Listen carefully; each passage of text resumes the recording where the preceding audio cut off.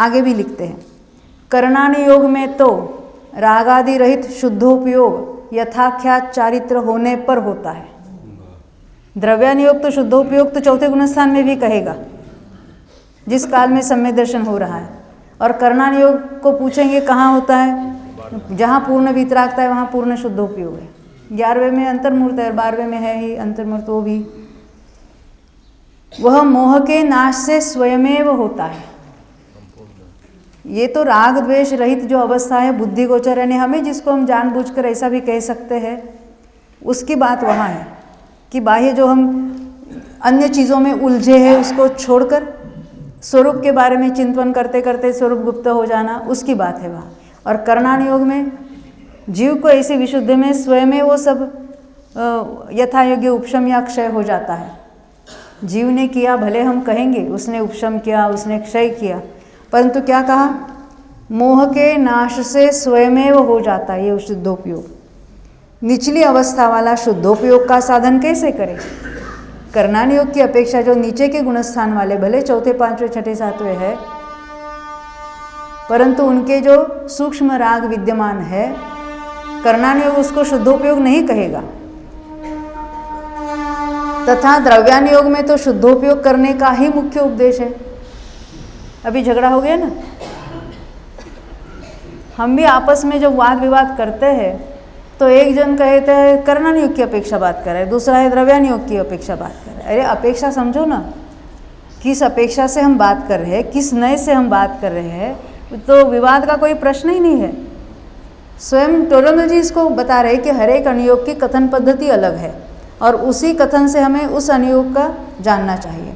तो कहते कि द्रव्यानुयोग में तो शुद्धोपयोग करने का ही मुख्य उपदेश है, इसलिए वहाँ छद्मस्थ जिस काल में बुद्धि गोचर भक्ति आदि, भक्ति हम कर रहे हैं वो हमारे भी ख्याल में आ रहे हैं, तो ये भक्ति आदि का भी परिणाम, ये पुण्य परिणाम। आदि में क्या लगाना, भक्ति है, दान है, दया है, जो कोई उपवास आदि परिणाम है, व्रतों के परिणाम है, जो कुछ है जो हमारे ख्याल में आते हैं, बुद्धि गोचर है। बुद्धि गोचर ने बुद्धि के हमें अपने ज्ञान में ख्याल में आते हैं, यानी बुद्धि गोचर भक्ति आदि और हिंसा आदि कार्य रूप परिणामों को छोड़कर, कार्य भी लिया परिणाम भी लिया, यानी पुण्य के परिणाम और वो उसमें जो कार्य चल रहा है आचरण वो छोड़कर, और पाप का भी परिणाम और आचरण छोड़कर आत्मानुभवनादि कार्यों में प्रवर्ते उस काल उसे शुद्धोपयोगी कहते हैं। कौन? द्रव्यानुयोग।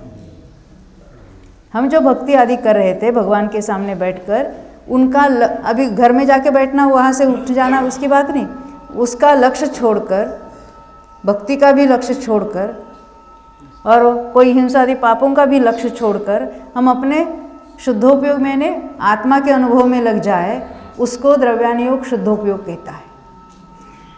तो चौथे वाले को जो शुद्धोपयोग द्रव्यानुयोग कहता है, वहाँ तो केवल अनंतानुबंधी कषाय का अभाव हो गया। अभाव यानी हम भी अभाव कहते हैं, कर्णानुयोग अभाव नहीं कहेगा।